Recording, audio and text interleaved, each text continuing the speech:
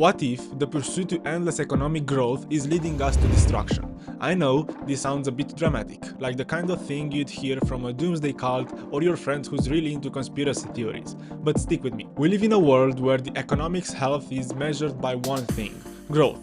GDP, gross domestic product, has become the holy grail, the ultimate marker of success.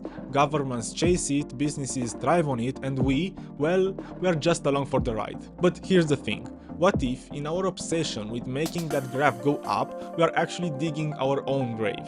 What if the solution is just a simple donut? And no, I'm not talking about that kind of donut, I'm talking about an economic model that could actually save us from ourselves.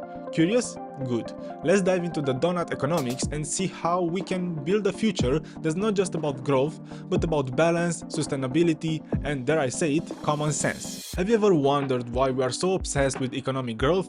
Why every headline screams about GDP like it's the score of a Champions League final? And if you're from United States, some important baseball match you care about. Well, to figure that out, we've got to take a little bit of a trip back. After World War II, the world was just a tiny bit disorganized. Economies were in ruins, and the main focus was on rebuilding. And we discovered the concept of GDP, this magical little number that quickly became the go-to measure for nation success. Why? Well, it is simple, quantifiable, and most importantly, it made it easy to track who was winning the post-war recovery race. Let's meet the man behind the curtains, Simon Kuznets. He's the economist who pretty much invented the GDP as we know it today. Kuznets was like, hey, this is a great way to measure economic output. But even he warned that GDP wasn't a perfect indicator of well-being. Turns out he was right, but we sort of ignored that part. As nations started to rebuild, GDP became the economic hero of the day. Governments were like, hey, if this number goes up, everything is good, right? So policies were crafted to push that number higher and higher. And that's where neoliberalism came into play. Neoliberalism, a fancy word for let the market do its thing, took hold in the late 20th century. Leaders like Thatcher and Reagan were all about deregulation, privatization, and cutting taxes, all in the name of boosting growth. And it worked. Sort of. The economy grew, but so did inequality, environmental degradation, and a few other minor issues. Fast forward to today, and we are still chasing that GDP number like it's the golden ticket to prosperity. We've been conditioned to believe that more growth equals more progress and, well, just more of everything.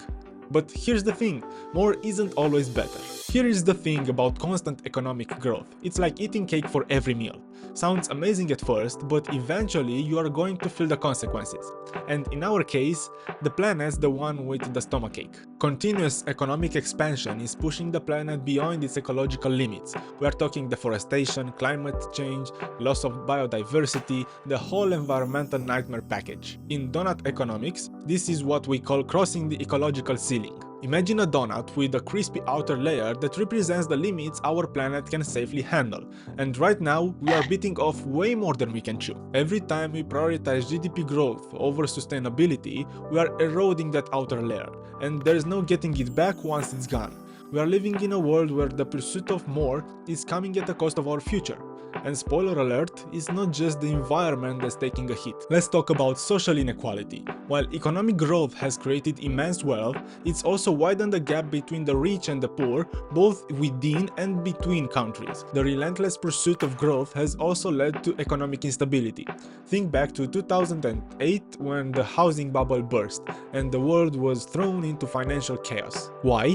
Because when you are constantly pushing for growth, you end up with speculative bubbles that are bound to pop. And when they do, it's not the CEOs or the big banks that suffer the most. It's everyday people who lose their jobs, their homes, and their sense of security. The pursuit of growth often means taking on unsustainable debt, creating a ticking time bomb. And when the bomb goes off, it's not just an economic crisis, it's a human one.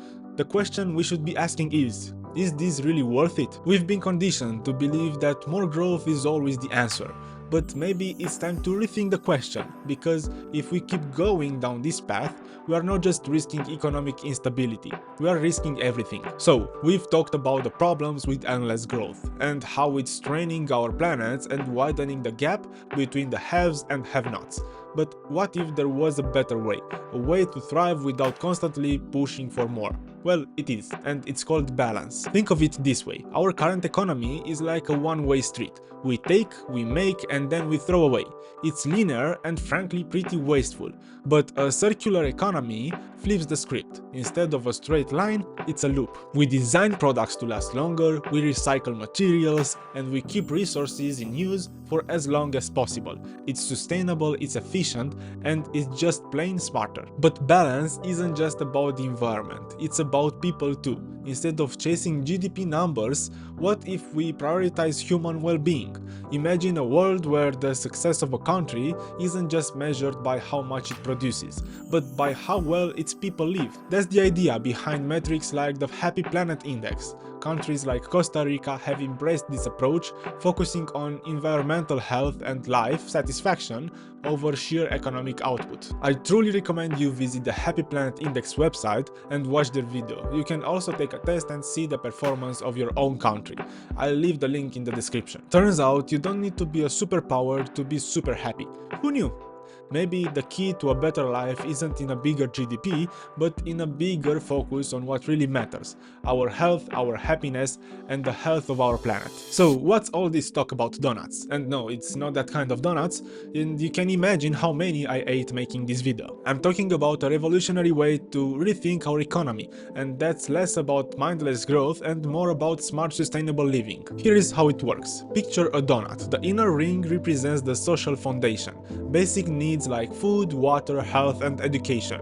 The outer ring, that's the ecological ceiling, the limits of our planet like climate stability and biodiversity. Between these two rings is the sweet spot, the safe and just space for humanity, where everyone can thrive without trashing the planet. And the goal is to keep our activities within this safe zone. Too far inside and people are missing out on their basic needs. Push too far outside and we are blowing past planetary boundaries. Think deforestation, pollution, and all that fun stuff that comes with climate change. The donut model helps us focus on balance so we can live well without leaving behind our means. Now let's talk about how we actually design an economy that fits within this donut. The first key principle is regenerative design. Instead of a take, make, waste approach, we aim for a circular economy, one that restores and replenishes natural systems. It's like the planet's version of self-care, only with a bit more composting and fewer spa days. The second principle is distributive design. This isn't just about redistributing wealth after it's been made, it's about ensuring that wealth and resources are equitably shared from the start. Imagine an economy where everyone has access to land, enterprise, and even the power to create money. Sounds pretty fair, because it is. So there you have it, the Doughnut Economy in a nutshell.